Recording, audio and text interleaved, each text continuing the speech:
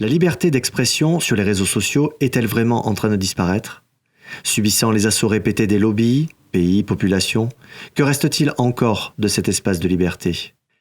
La loi Avia visant à lutter sur les contenus haineux sur Internet a fait couler beaucoup d'encre.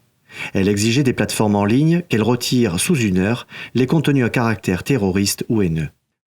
Face à ce débat passionné, le Conseil constitutionnel a tranché en retoquant cette loi.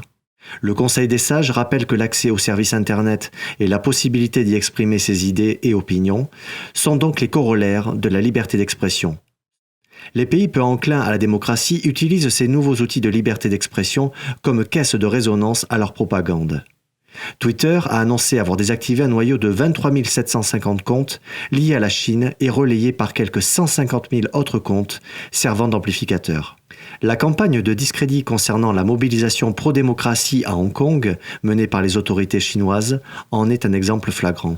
La nouvelle loi sur la sécurité à Hong Kong oblige les résidents qui ont exprimé des critiques sur la Chine à faire un grand ménage électronique car ils craignent que leurs messages sur les réseaux sociaux ne puissent se retourner contre eux.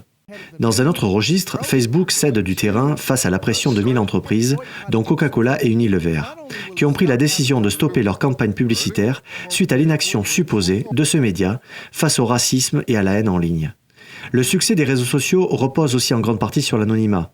En effet, le Premier ministre, Jean Castex, estime qu'il est choquant de se cacher derrière un pseudonyme et affirme que les conditions du débat sont faussées. Les réseaux sociaux semblent à l'heure actuelle un des derniers bastions de la liberté d'expression. Les acteurs économiques et politiques l'ont bien compris et n'hésitent pas à interférer, quitte à rendre ces plateformes un peu plus vulnérables.